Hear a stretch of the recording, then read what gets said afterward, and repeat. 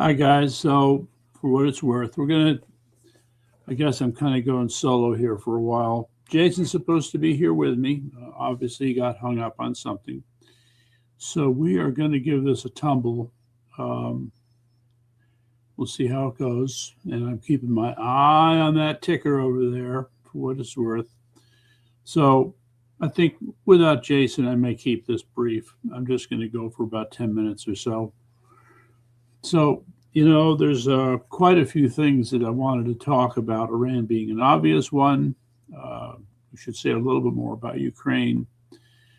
But all this stuff in the meantime, in the background, what's going on with China, because they're watching carefully what's happening in Iran.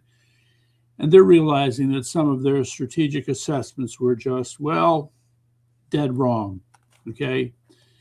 Understandably, they have, if you will, predicted and modeled what the United States would do under different circumstances based on previous presidents. Well, newsflash, this president is not like those presidents.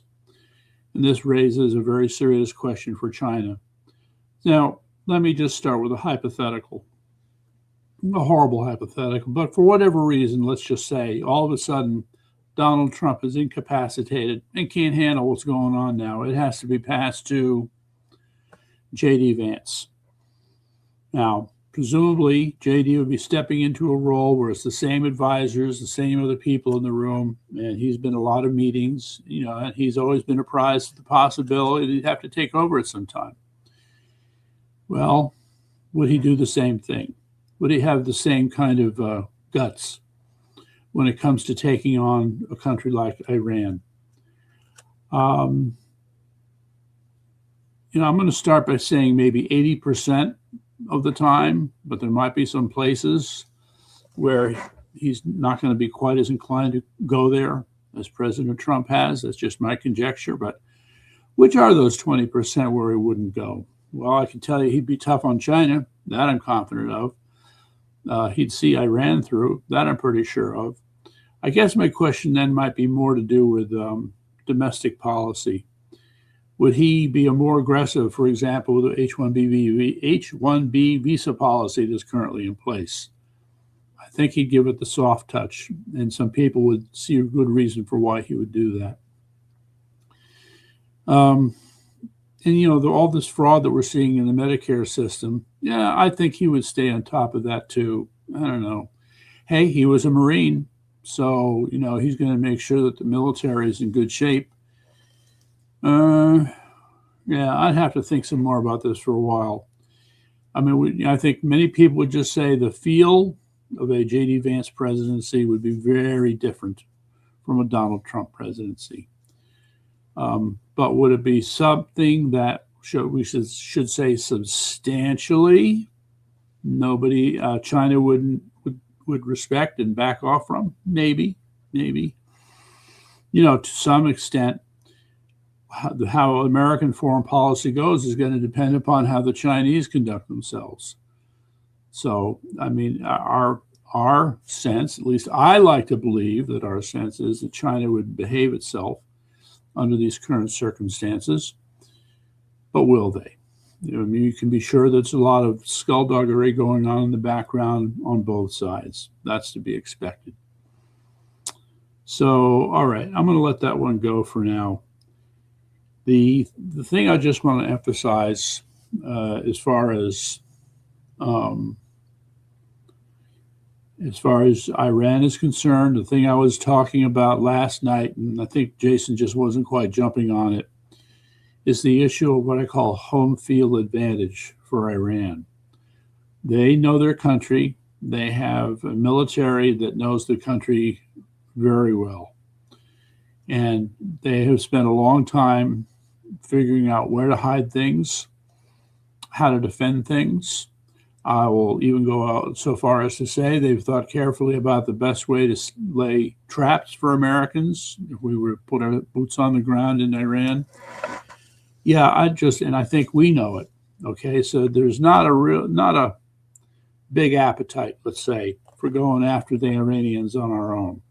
it would be at considerable cost.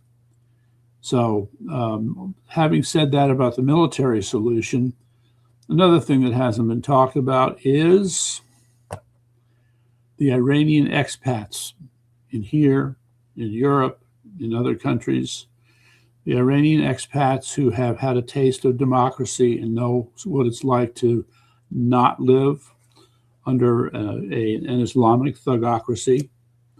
So I would say the political side will take longer than expected, but I think it would move in a direction where I think most other countries, especially those in the Mideast, would feel more comfortable with the new leadership than what we are currently working on pushing out.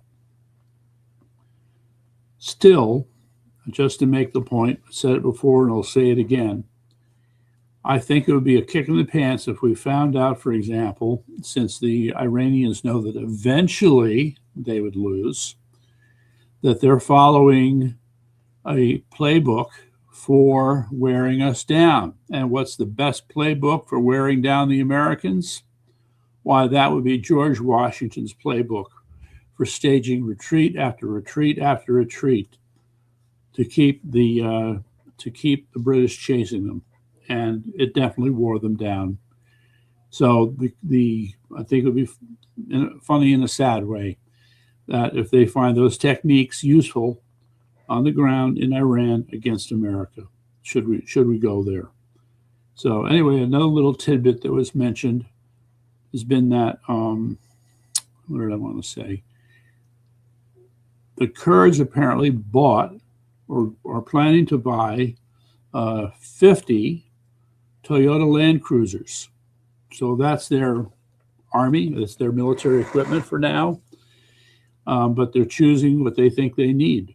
I'll just mention as an aside, although I don't think it will happen in Iran's case, when America went into Afghanistan in 2003? Was it 2002? No, it was 2000. I have to go back and check. In any event, much to our shock and surprise, there on the cover of the New York Post was a Special Forces soldier riding a donkey. Well, when we got there, we quickly found out that the best way to get around in the rough terrain of Afghanistan was a donkey.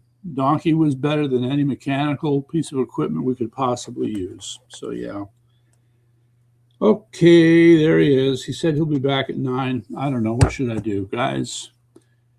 I guess I might. What is that? That's 12 minutes. I think I can get on. And we'll get into these things with him. This is going to be an experiment. We're going to see if I can get him on in the middle of when I'm broadcasting. So let me just give him a quick note. Yeah, we want to know what happened here, Jason. All right. Sure. I am live right now. We'll see how he handles that. Okay. So this matter of home field advantage needs to be taken seriously. Plus, I believe that the Iranians did put a lot of thought into the following strategy. They want to drag out the conflict with America on their ground for as long as possible. So, one thought was, well, gee, as soon as possible, whether it's the Kurds or somebody else, somebody has to take control of their TV station or stations, plural, radio station or stations, plural, and, assert control over them immediately to announce that they're in charge. Now, of course, that doesn't mean that the mullahs have given up. Most likely they will have not. So now you're in this funny situation where we're claiming to have taken control and they're claiming they haven't given up.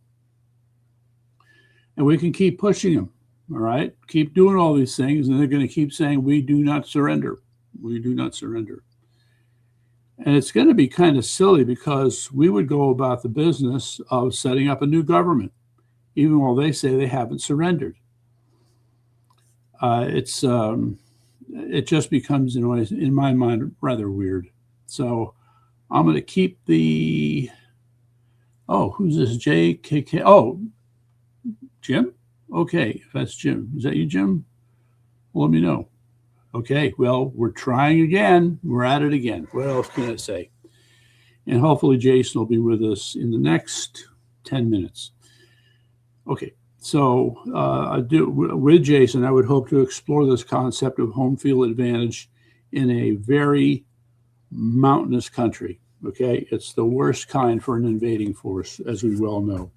And the other thing that we haven't really talked about is that you could be in a nation of, 90 million people. You have a lot of cities. So, I mean, anybody who decides to, quote, invade in order to take over the Muslim thugocracy, it's going to be a lot of urban warfare. Great. So we have experience with it. That doesn't mean it's a good thing. It's probably the worst of all worlds from a military point of view. So I would not, no. We'll just have to see what these guys will do. And I'm sticking with the same theme. And in fact, you know what? Let's consider the other thing that I didn't make a point of, and that is that the Iranians have made a very careful study, highly detailed strategic analysis of our performance in Afghanistan, in Iraq, as well as other theaters of conflict.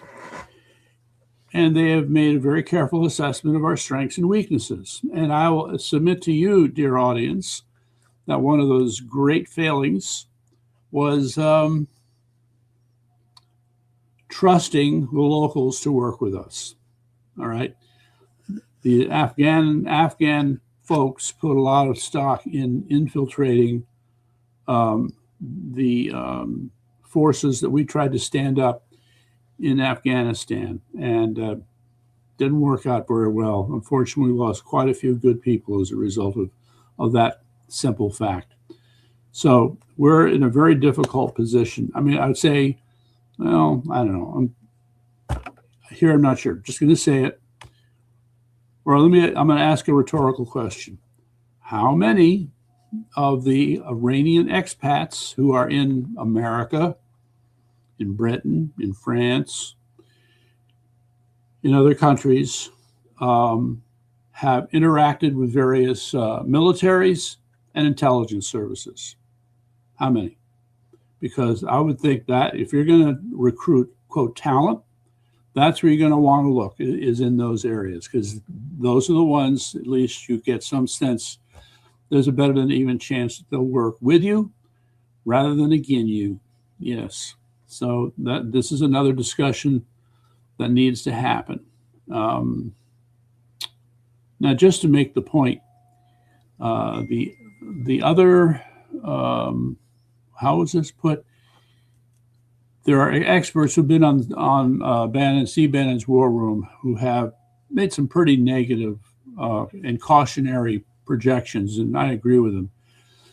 The more that America interjects itself into what's going on in Iran, the greater the chances are of a pushback by the Iranian people, who will not be appreciative of Americans being there, in spite of the fact that there are others who are appreciative. Okay, so I'm going to, again, this is me, just an amateur, just looking at these things, and I'm telling you that what I think is that I'll say it, the military planners, the intelligence services have put a lot more effort and time than you or I can appreciate into how they would handle these situations. So wargaming simulations, game theoretic simulations of all sorts, as well as drawing on the experience of people on the ground that they've been able to form relationships with respect to Iran. And I think they are putting together what amounts to a very complex puzzle that could ultimately work. However, when you're talking about building out all these different relationships with all different people, then it's a management issue. And like it or not, President Trump has been observed to be treating this like a transactional process.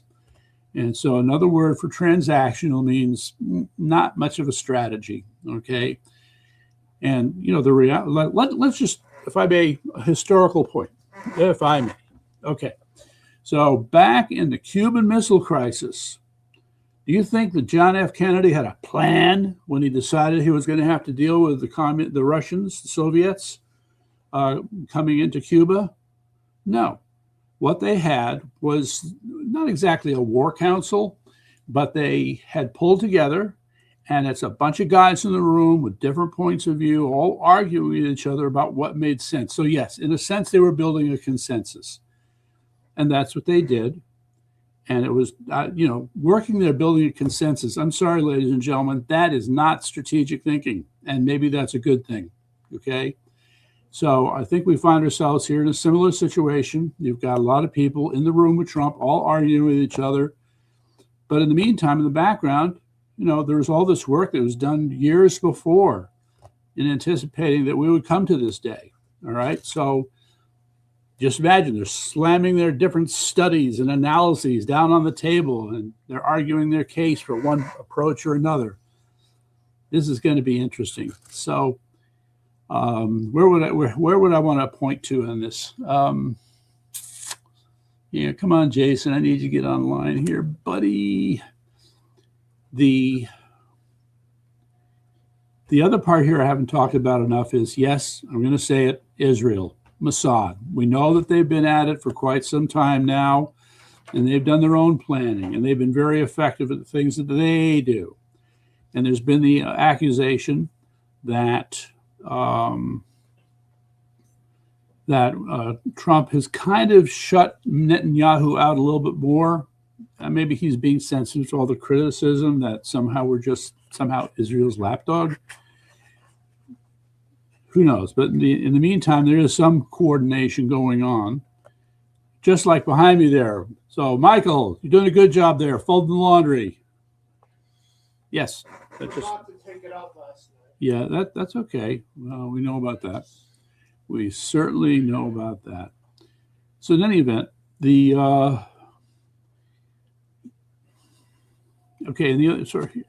all right, I want to shift focus for a moment now to the Kurds. All right. The articles that I'm reading are giving us very inconsistent messages about what is going on here, because they draw a distinction, for example, between the Iraqi Kurds and the Iranian Kurds. And then in addition, a substantial ethnic minority called the Azeris, who are in the same area. Now, the thing that gets me is that when you look at a map of Iran, I didn't realize just how far to the north Tehran is. So what that means is Tehran is very close to the Kurdish areas in Iran. So I don't know. This gets to be weird. So on the one hand, so I just gave the example where they bought all these Toyota Land Rovers. Now, and then supposedly they've been trained all these months, and there's anticipation that this time would come. And still, well, I don't know. All right, we've had the Iranians bomb their headquarters of theirs. There's been these attacks. Just you don't get the sense that they're really, it's kind of like watching two people getting ready to fight, and they're kind of circling around each other, throw a fake punch, throw another fake punch, you're getting ready. So I would say it feels a little bit like that, what they're doing right now. And the question is, where will it go from there? And of course, we don't want to admit, the other thing I left out, of course, mercenaries, okay? Eric Prince, Blackwater, what do you think they're doing? Okay. I don't think they're sitting on their hands. Not for this one. The best that could be said is that they are providing some, acting as advisors and training people, and they're not directly involved in the fighting themselves. Well, that may or may not be true. You got all kinds. And let me just mention, by the way, just as an interesting side note, I think is Tyler Caldwell, I think is his name. Boy, what a character. So this guy was a Navy SEAL. And he was one of these guys who was always getting in and out of trouble with the law, right? and he get in trouble with the law. Then they needed him, so he's back in the SEALs. He get in trouble, and he's out of the SEALs. And then he go back again, and then there came a point where he said, "All right, I guess I'm done." So what did he do when he was done with the SEALs? He joined the French Foreign Legion. The French had to check their records. They said, "You know what? We have never had a Navy SEAL work with us. This is a first." All right. Okay, so all of this said, the French Foreign Legion, while not necessarily having interests in Iran or Iraq, probably not Turkey or Azerbaijan, still, you gotta wonder if they're going to have a role in this, because unbeknownst, French Foreign Legion is an international organization. They're in a lot of countries. Of course, most of them are former French colonies. That's to be expected. But are they messing around in a place like this? You know, it depends upon the kinds of friends they have. That would be the only conjecture I could throw out there. So that I'm sure going to review a lot of these stuff, a lot of this stuff. If Jason ever gets here, yes. What's the other part? I want to talk about Ukraine. Yeah. See, I am guilty of watching a lot of sources that tend to be pro-Ukrainian. Professor Gerdes, the military show.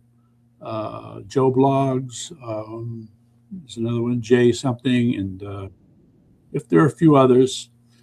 And the thing is, they keep pointing to these different developments that are going on. And I can't help but think, yes, Russia is having some problems. And the most important part of this,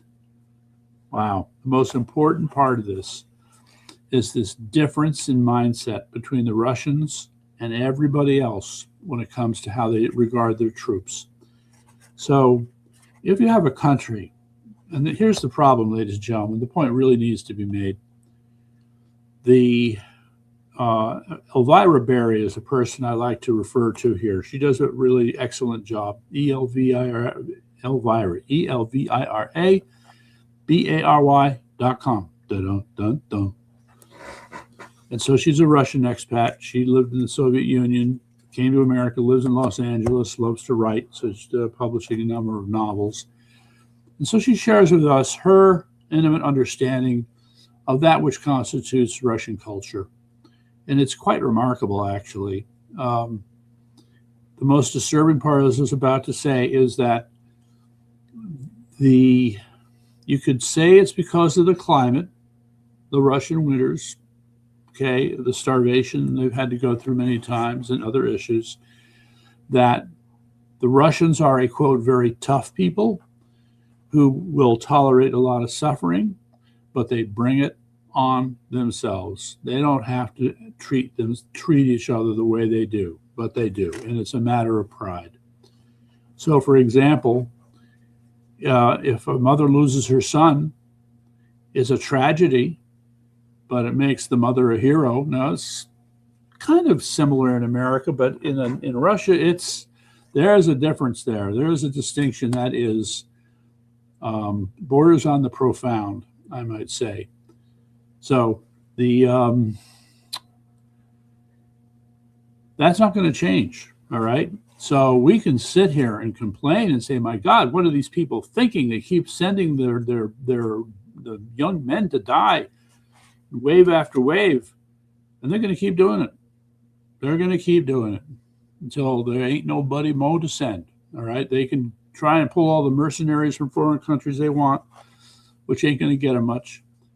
But they're just going to find themselves in a situation where they can't really field the forces they need to field. Now, there's still a lot I have to follow up on with some of the other news items I've been seeing, but I'm still looking for something that tells me that the Russians are making significant progress. Whatever progress they're making it at great cost. We hear this over and over again.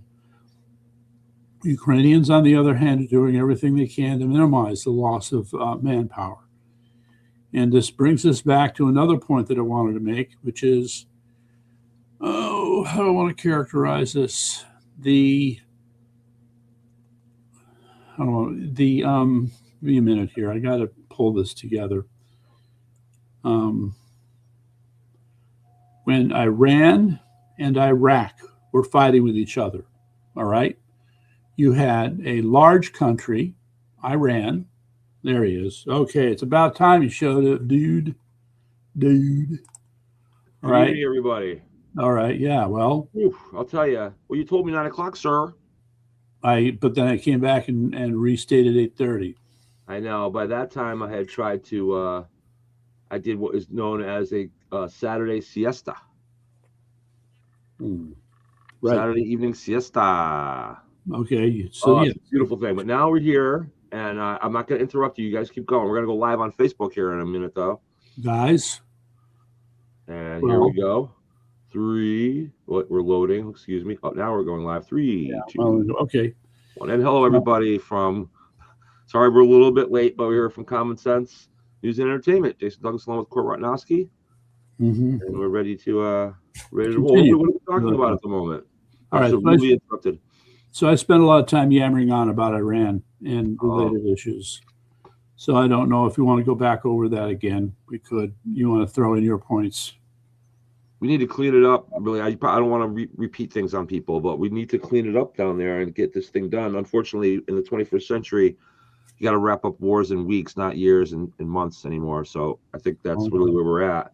I find the American public to be absurdly impatient. But we got to wrap this thing up. We have a lot more firepower than they do. I don't see any reason why we can't knock out what missile launching capabilities they may have left over the next few weeks, and this should be over. And if it's not over by May 1st, I said, but people are talking about Memorial Day, but if it's not over during the month of May, I'd say by the latest, then we're going to see problems from a lot of people, including myself, honestly, because Iran should not be given the. We're talking about David and Goliath here in terms of war strategy and whatnot, and I'm sure you talked earlier about a lot of these last minute or Plan Bs and Plan Cs that Iran has up their sleeve to impose on us, like bombing ports in Israel and whatnot, and we may see some of that. But at the end of the day, their capabilities should diminish quite quickly, I would think, based on. Okay. So I just took a quick look here, and according to the all-knowing internet, Iran has 600,000 active duty military personnel and 300,000 reserve. Okay. All right. So can we talk about mass defections? Well, I was just going to say, out of those 600,000, I can't imagine them all standing up for a leader that's had its head chopped off. Essentially, I don't see that as an issue. I would expect there would be a lot of guards in the Iranian Republican Guard or whatever they have going on over there, and I think once they see, a lot of them are probably working under duress to begin with. And we talked about yesterday, if we were able to get some type of a capitalist, free enterprise-based system going in Iran at some point, a lot of these soldiers are going to look at it and say what you said earlier, like I said yesterday, these Big Macs are not so bad, eh? Okay, so another quick look with the all-knowing internet, and as far as police are concerned, 260,000 in Iran, they claim. Iranian internal police? Right. Same thing. I mean, it's the same thing, whether they're National Guard, any domestic enforcement type of agency, or their army, their foreign. At what point does it become better for you as an individual soldier, individual Iranian police officer to, lay out on your arms at some point, especially with the people that are coming to take your country or fix your country, or generally, if you hopefully a lot of them at least know. There's goodness behind it. Sometimes bad people, good people have to do bad things in order for a good outcome, and that's just how it is. Okay, well, for evil, but let me give you a simple model that's probably occurring right now as we speak. Again, I refer to the Iranian expats living in America. I think there's a large community in New York City, a large community in LA. Among them are certainly Minnesota too, of all places. Okay, So we should not be surprised that some number of them have relatives in Iran who are in the military or in law enforcement. Essentially, What kind of phone calls do you think are going on between them right now? well, it's probably given the 47-year time frame. Those phone calls are largely between grandparents and their grandsons, more than parents and children. No, Most likely. it could be brothers and sisters. The brother Well, stays home, joins the army. The sister goes to America, studies medicine. Sure. So, and now, she's tasted the fruits of liberty in America. So now she's going to call her brother in the military and beg and plead with him to give it up. Yep. How many of those calls do you think will be happen? What? Right. This is all good things. A lot of them will do just that. Yeah. So then there's another thing. Apparently, there's a second Iranian ship that has pulled into port. And This time, Hormuz you're talking about? there was one in Sri Lanka, and now Okay. one in India. And someone interviewed some of the crew members on the one that's now in India, and they said they got called twice to surrender, to Called abandon by ship. who? CENTCOM? Yeah, Yeah. Okay. essentially us. Yeah. Okay. So it's kind of like, okay, how did you get his phone number? How did you know he was on the ship? How did you know you should call him, not somebody else? What? Mhm. What's going on here? So it's another case of the NSA is when the NSA is doing a good job, it's doing a good job. Sometimes maybe we don't want them to, but here they are, and okay. So that's pretty wild. That's They were awesome. told to abandon ship. It's awesome. Or else. Or else, right? Or you're at the bottom. At the end, up at the bottom of the Gulf. Yeah.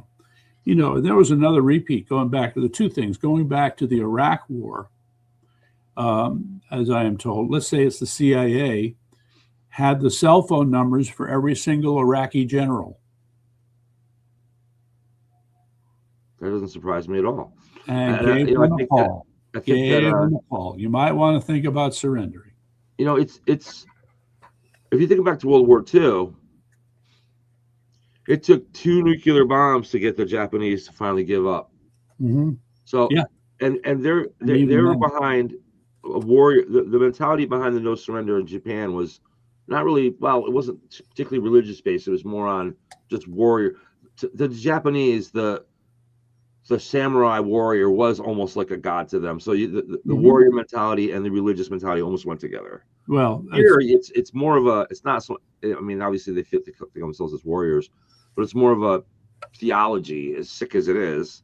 mhm. It's I a would religious agree. theology behind what they're doing, and those people don't give up the ghost easily. No. So surrender isn't really in their vocabulary. So Mhm. I don't see a day. They're talking about, everybody. Well, people don't remember, but those of us who know history will remember I think it was the USS Maine. No, what was the name of the boat? Arizona? What was the name of the boat that the Japanese surrendered on? Missouri. Oh, Missouri. Thank you. The USS Missouri, Mhm. which was, I believe, parked somewhere off the coast of Japan, where they came out and surrendered formally. I don't see that happening like that here. I think that's what Trump would like to see, unless it happens unless a new government taking over Iran in a clear fashion comes out and does such a thing ceremoniously. No. There's no way you're going to see any of those guys wearing the black turbans come out and surrender. It won't happen. As religious zealotry behind it is too strong to allow for that. Like it or not, all right, I earlier had suggested the American Revolutionary War is something of a model for how the Mullah theocracy is going to conduct itself. So here's the thing. So think of America as the invading British force that goes into Iran. And hell no, they're not going to surrender. Instead, they're going to do whatever they can to, as I've said before, drag it out and make us pay as much as possible. So here's the other part to consider. We could find ourselves in a situation where we have taken over every last single facility, installation, key government building there is in Iran, and we could have a new government there, and they're still going to say, we don't surrender. Okay, so what have you got? You've got this sort of counterinsurgency force hiding out in the mountains of Iran somewhere. Okay, and yes, by the way, if there's one thing the Iranians are good at, that's right, it's IEDs. Okay, Yeah. so they're gonna be using those We're going to try to IEDs. create the same situation in Iran that we had in Iraq Hmm. 20 years ago with, just sure, we've taken over the country. We have a friendly government installed in Iran, but the headlines are going to read that day after day, another IUD, another 3 soldiers dead over here, another 6 died over here. Hmm. And they drag on and on like that. And that's what you're basically saying. And Mhm. I would say that how did we solve the problem? Is the problem in Iraq? Eventually, I know Iraq is not an ideal place right now, but we don't hear about it in the news much anymore. It'd be interesting just to look at what's really going on inside Iraq in the last 3 or 4 years. Ultimately, the insurgency, we don't hear about IUDs in Iraq anymore. So, yeah, it takes time. But ultimately, the insurgency just has to take down. It's an internal struggle that's going to go on inside of Iran with this new government and with Right. our help. I mean, we're not going to go in there and fight the civil war for them. What you're talking about is an Iranian or Persian civil war here, really. Well, the That, question is how many people can they get on their side? And I think based on what you told me earlier about all the relatives making phone calls, I think we can do quite a bit. Mm-hmm. Mm-hmm. So I don't think you're going to see is a peaceful, loving, prosperous Iran anytime soon. I think we can expect the end of this war as it sees now, hopefully in May, like we talked about, no later. Mhm. But the struggles that are going to go on within the interior of Iran are not going to go away overnight. We know that that's going to take a lot longer. Mm-hmm.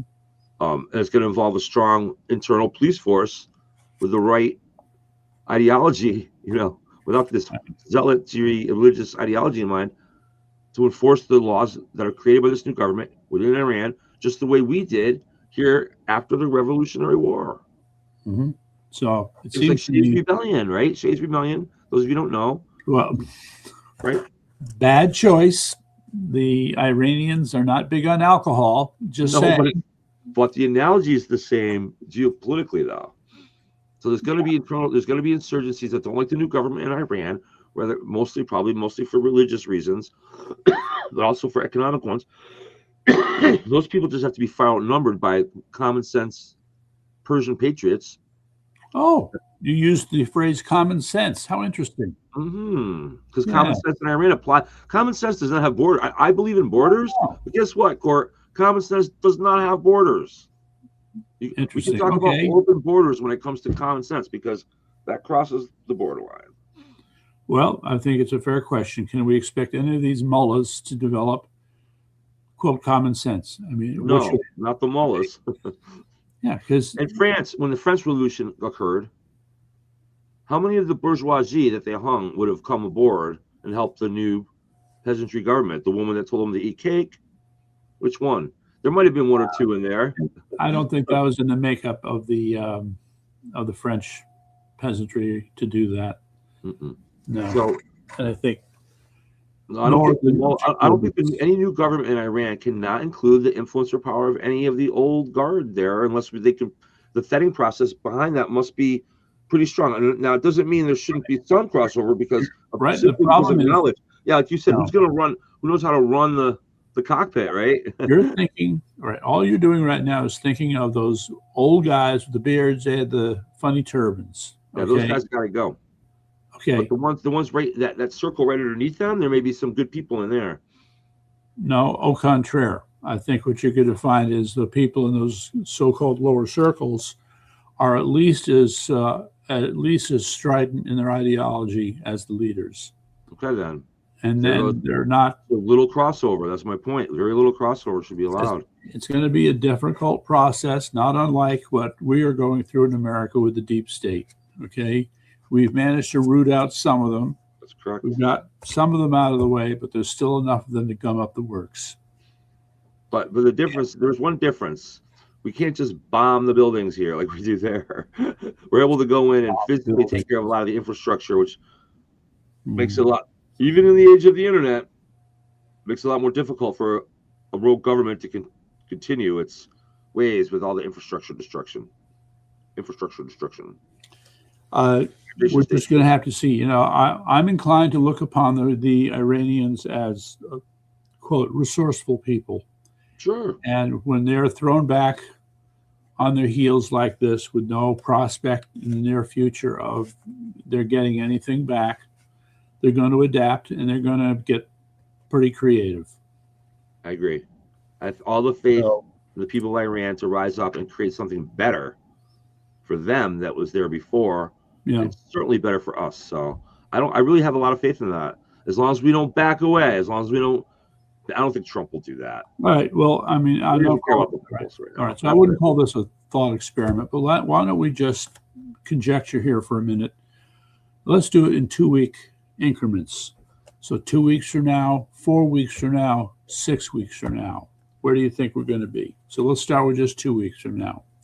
Okay. So it is March 7th. So we're talking about the 21st of March. Talking about the first days of spring. Mm-hmm. I would hope by this time 2 weeks from now. Yep. But that by this time, we'll have been. What are we into it now? We're 2 weeks into it now, right? We're only a week, barely over a week. We'll be a little over 3 weeks into it at this point. Mm-hmm. I would think by this time that the incidence of Scud missiles or Iranian missile fire striking any of our targets should be down to a single story, if any at all. So in other words, there was one that got through today, and everybody knows about that one. Whereas now, when I watch the news, it's more like, boy, we see these maps, and they're obviously they're saying it's down 80-90%. Let's see that number at 99%, I think, at this point. By okay. So trickle, where we can cover each one. There was one that we saw flying over, Uzbekistan the other day.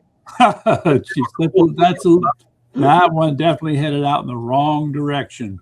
Well, I think they hit Uzbekistan once, and then so now I'm not in favor of ground troops. I don't think they're necessary.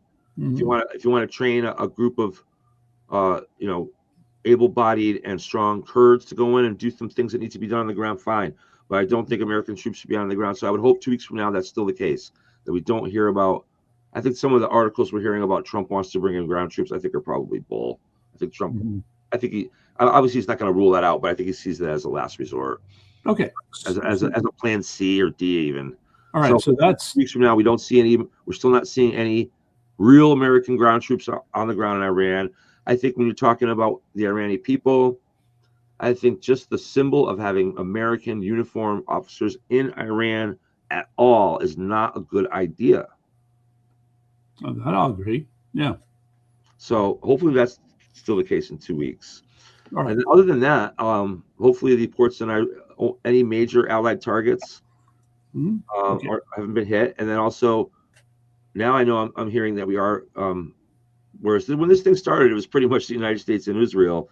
Now we've been told by the NATO chief that NATO and the European allies are completely behind us. So I think we do have an allied force that's growing. Hopefully that continues in 2 weeks, that we see that there's a real strong international coalition, and that Iran is essentially isolated. Mm-hmm. Right now, I think we've already achieved that. Other perhaps Russia, we hear Russia is giving Iran intel now. Mm-hmm. Other than the help that Russia, how's that working out? Yeah, how's it working out for them? See how Russian intel worked out in Venezuela. Yeah, no, Venezuela. I don't know what should possible in 2 weeks. What do you think we should be in 2 weeks? I don't expect it to be over necessarily yet, but all right. Well, I can tell you that my projection for the next 2 weeks is pretty different from yours. Okay, let's hear it. Yours is sort of the dovish, happy, butterflies and rose-colored glasses version of the story. Yeah, no. I'm not saying there won't be a couple of bad articles of bad incidents that happen along the way, but like this thing, I know that there was a school in Iran that was blown up by one of our missiles, apparently. Mm-hmm. Probably one that had some. What's not being mentioned is a good chance that there is some Iranian weaponry underneath that school, because as we know, that's what they're doing. Mm-hmm. Whether that's true or not, let me just say that we don't want to see school children being hurt. Mm-hmm. Okay, it's terrible that this happened, and of course we all feel bad about that. But I need people to understand, this is war. War is hell. Mm-hmm. And when you, as a government, provoke other nations and terrorize other nations for 47 years, you run the risk of things like this happening. And so, as badly as we feel for any innocent people, children especially, that are hurt in the struggle, again, we want it to be over as soon as possible. This is war. War is hell. We're very sorry. So, okay. So my take. Tell me about your 2 weeks. 2 weeks. Okay. Okay. The attack on Haifa will happen. The Israeli port. Yes. Okay. There'll be a substantial number of missiles fired from Lebanon that will pretty much knock out the port of Haifa. There's no missile defense for that area? Not for 1,000 missiles, no. You think they're going to have 1,000? Okay. Yeah, I do. It's going to take out Haifa. Then what? All right. All right. So that's one thing that'll happen in the next 2 weeks. And so while everybody's going, oh my God, what happened? Right. I'm going to hold you to that one. Okay. All right. Meantime, the Kurds might have decided to finally step it up by then. The only problem is the Iranians are waiting for them. So the first engagements will not go well for the Kurds. You're talking about on a ground of assault in probably northwestern Iran. Enemy conflict. The Kurds are going to be outnumbered. Okay. Quietly, this is what I believe. I could be completely wrong, but I believe that the Iranians are quickly rushing what troops they can into the Kurdish area in anticipation of attacks by the Kurds, some of which have already happened. Okay. Right. And there's been some pushback. So these are the opening rounds. And I think that unless something substantial happens to help the Kurds, it's only going to get worse. So buying 50 Toyota Land Cruisers, I guess, sounds like something, but, that's just the beginning. We don't even know what the disposition is of their army with respect to, quote, ground equipment. All these pictures that we've been seeing of equipment being blown up have basically been these launchers. Getting the launchers, that's very important. There's no doubt about it. But if they've got Jeeps, if they've got other kinds of light trucks and any other vehicles, armored personnel carriers, you're going to have to find those pretty damn quick. Because if you don't, all right, the stuff that's going to be directed against the Kurds when they start to show up, in my humble opinion. Okay, so let me just say that. Then there's more. There's more. Okay. Okay, there'll be cases where there might be some other attacks by the Kurds, but I think the Kurds are going to get ambushed. Okay. They're going to get to taste IEDs. Won't be long. Okay, so that's me for the next 2 weeks. Okay. Okay. Now, how about 4 weeks from now? All right. Before we get to the 4 weeks, let me just say I can't disagree with you about the port of Israel, Fife, whatever it's called. Haifa. Yep, that could get attacked. That doesn't exclude my theory. I mean, a couple of bad things could happen along the way. That's one of them. I honestly don't think they have 1,000 missiles they can shoot once at this point. But maybe I'm wrong. As far as the Kurds are concerned, I think you're right. That's probably not going to be easy for them to do what they want to accomplish. But because of the reasons you said it earlier, the phone calls to the soldiers, and what I would certainly hope would be United States air power to support the Kurds' ground game. Mm-hmm. Those two together should make defending it difficult. And again, I don't know if necessarily, having an army, make its way into Tehran essentially is even necessary to affect the change we need. So mm-hmm. I think that while you're right, I don't think it's all right. I need to remind you, 600,000 full-time military personnel. Which many of them are probably, their will to fight may not be like it was. That's still 600,000 people. Mm-hmm. You got to deal with them. Sure. All right. Well, what if 300,000 of them defect? That would be historic. I don't think we've ever seen that many people surrender at once. Right.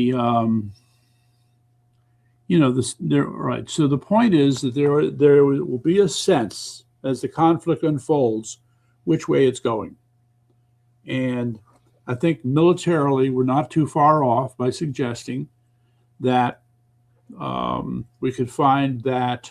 What should I call this now? The part that's the most important right now, in my mind, is the part that's the most empty. This is what's troubling me. Okay. Okay. You know, there should be every movement, every political movement has to have a quote military wing to it. Mm-hmm. All right.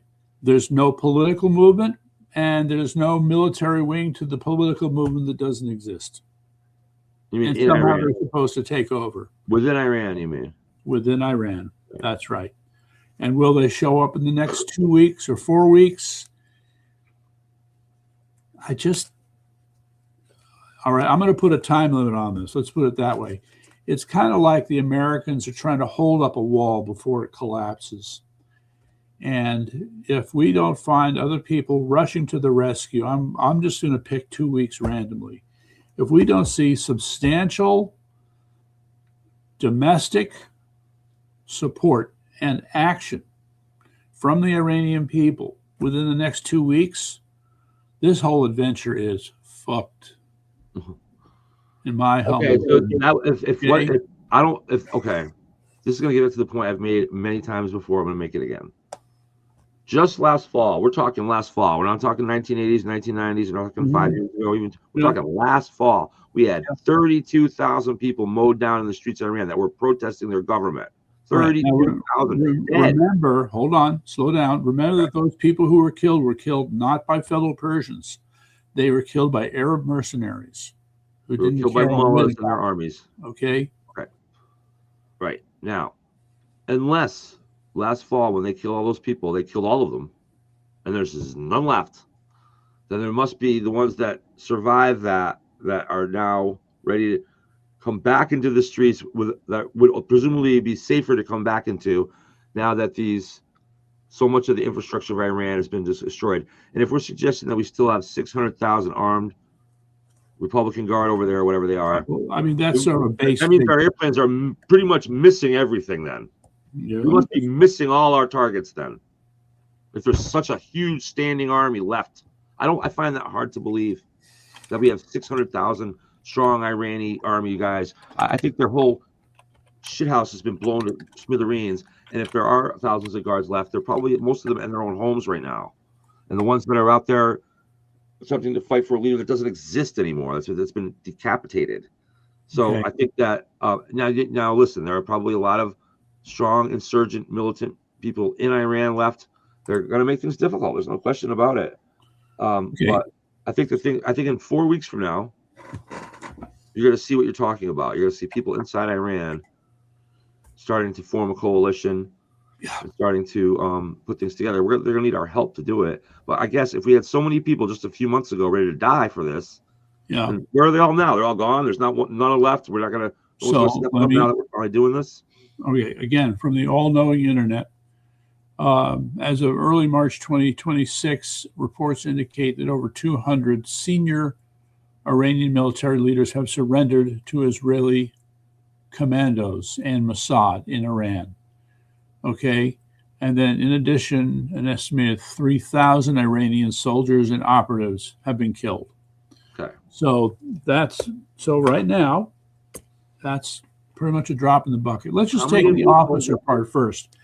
It's roughly a ratio of 1 to 10. So if it's 600,000, there's the Iranian military would have 60,000 officers at various ranks. All right. And 200 is a drop in the bucket. Okay? A drop in the bucket. So we may just be seeing the most weak-kneed elements surrendering right now, which means there are others who are deciding they're going to fight. Sure. Okay. Let's see how that works out for them. Again, I remind you, home field advantage. I do. I understand that, but there's a lot of home. This isn't a united Iran hunkering down to defend itself against evil America. There's probably more than half the regular people in Iran that can't wait for us to get here. Okay, I mean, again, going back to the American Revolutionary War, in round numbers, you had roughly 40,000 British troops that had taken over Boston, taken over New York City, had taken over Philadelphia. Mm-hmm. And what, American troops were maybe 5,000, 7,000, something like that, out in the woods. Mm-hmm. I understand. I get what you're saying. But this is not 1770. It's a different time. The British were fighting for tyranny. We were fighting for freedom. Here we're fighting for freedom. They're fighting for tyranny. So we have the moral superiority here, which makes a difference amongst regular people. Yeah, well, okay. If you're talking about guys who are avid Muslim fundamentalists, you can be sure that they think their moral value system is just fine. Thank you very much. Yes and no. I find it hard to believe that. Well, I know that they've all grown up under Sharia law and whatnot, so a lot of them support the concepts of that. However, common sense would once again dictate that any group of people that's been under the type of strong-armed fundamental Islamicist rule they've been under in Iran for all these years, the struggle to be free from that is human. And that does not have borders. There's no difference between Islamics, blacks, whites, Orientals when it comes to the fundamentals of how you treat people. Okay. All that being said, you still have the same problem, which is there is no cultural movement within Iran that reflects what you've just described.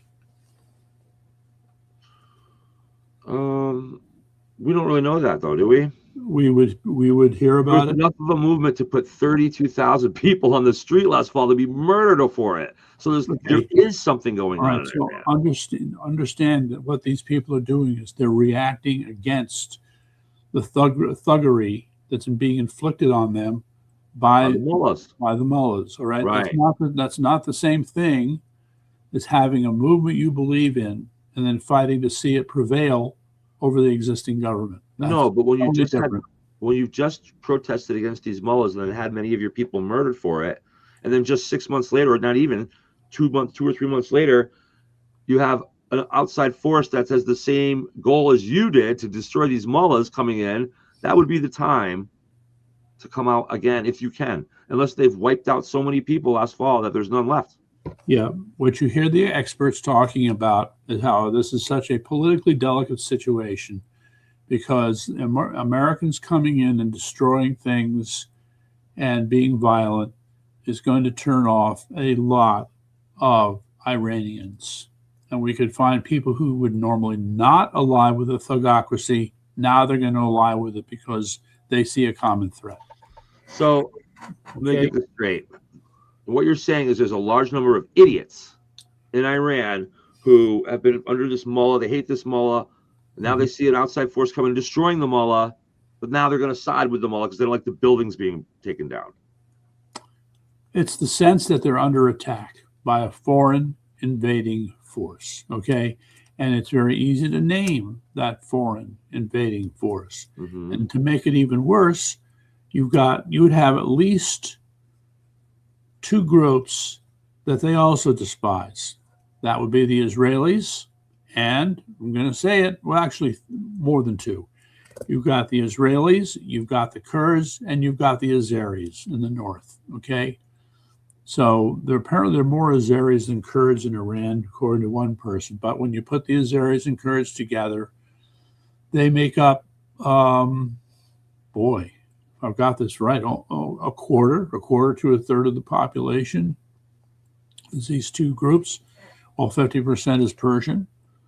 And then you have those other, there's other groups to keep in mind.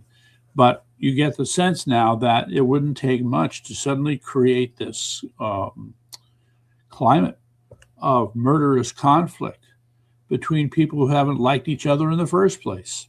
And now they've got a real conflict going, and maybe some long-held hatreds are going to finally get their expression in an open. Oh, we can all unite against the freedom-fighting Americans, so we can keep that mullah thing going on here in Iran.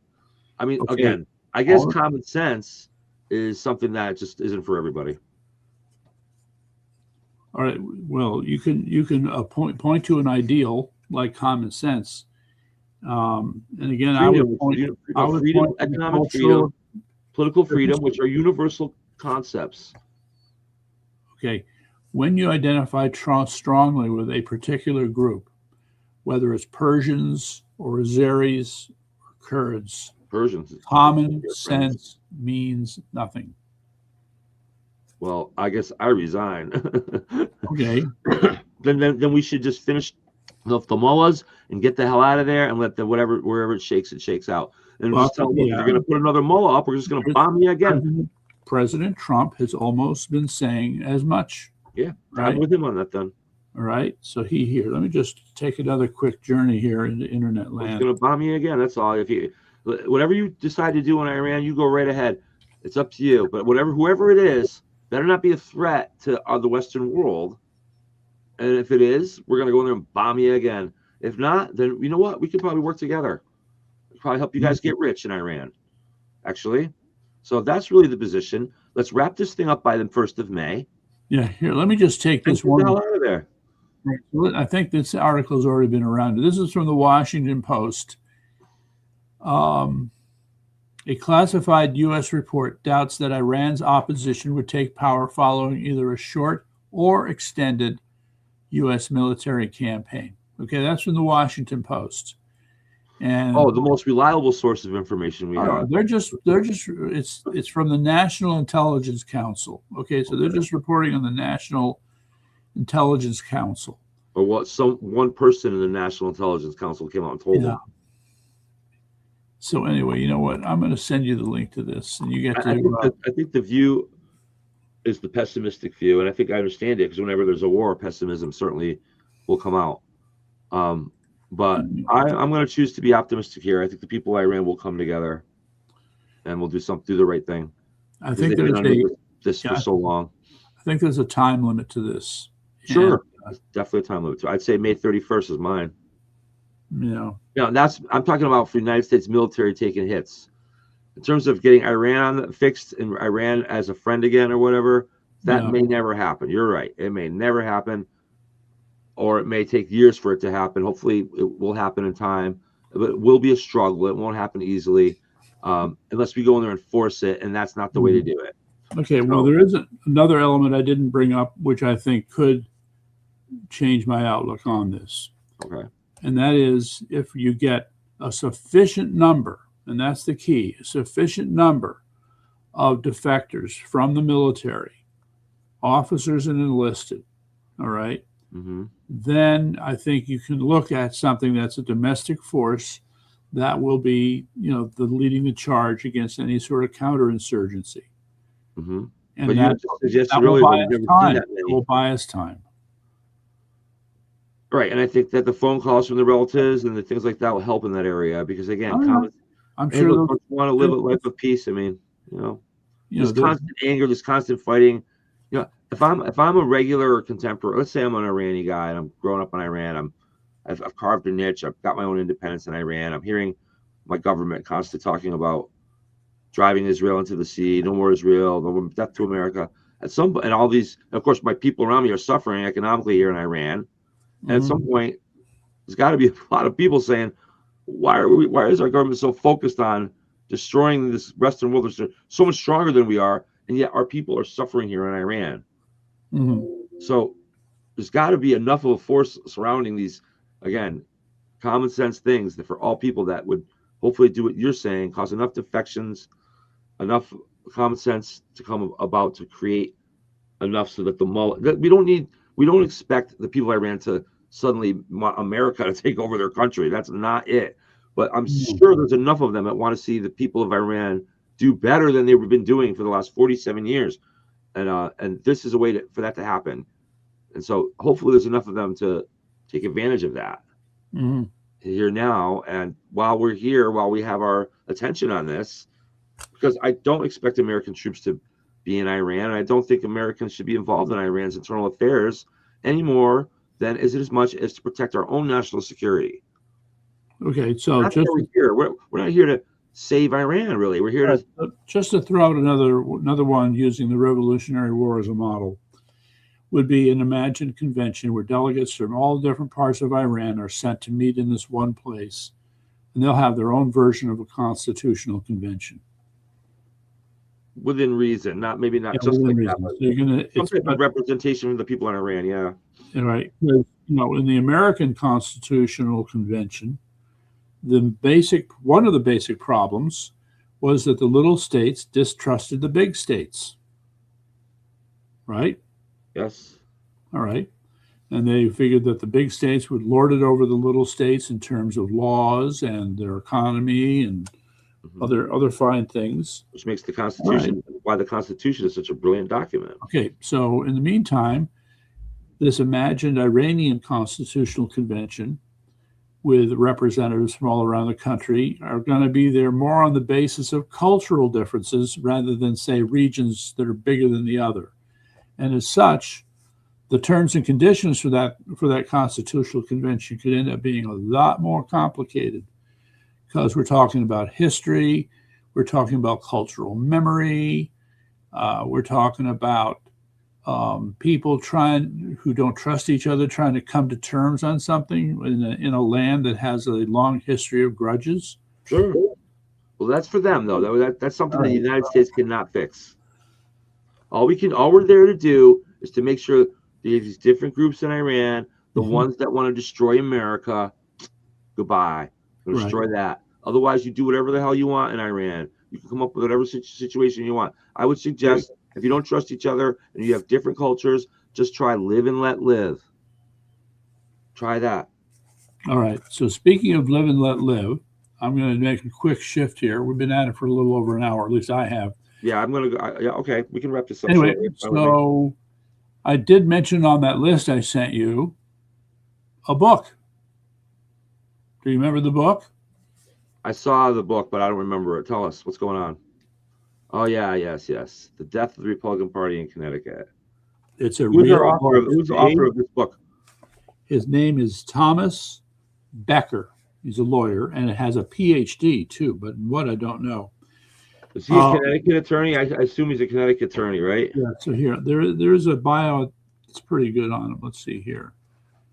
Where did his bio go? Yes, about Thomas Becker, Connecticut Republican, and I am proud of it.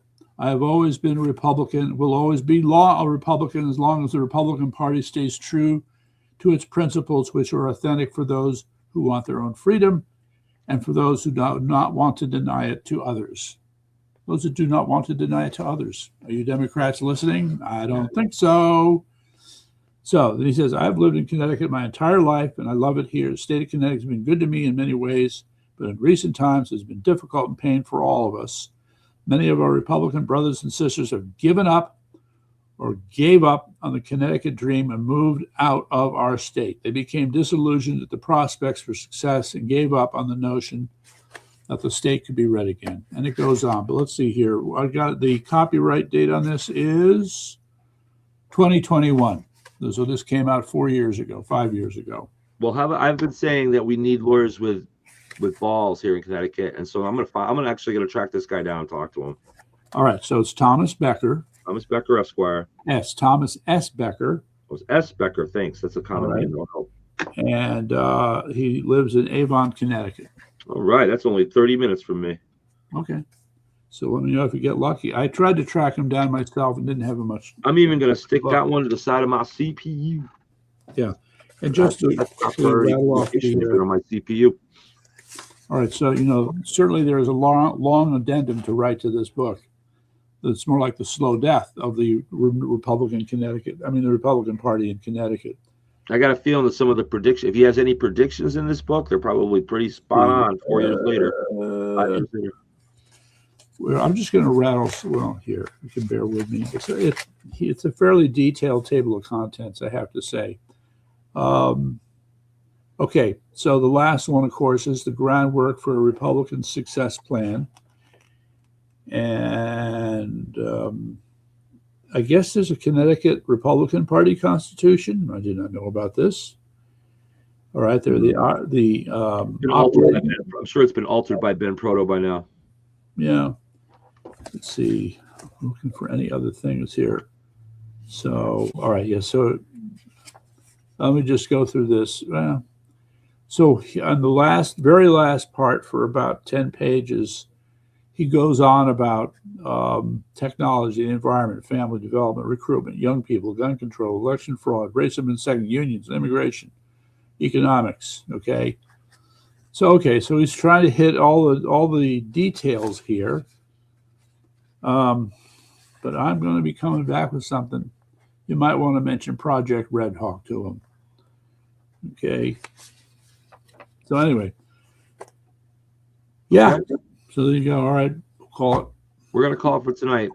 It's been a good show. There's a lot to dig into. We're gonna keep going. So for Jason Douglas and Cora Ratnowski, thanks for joining us here on our joint venture between AKT News and Common Sense News and Entertainment. All right, nighty night. Big picture saying good night. All right.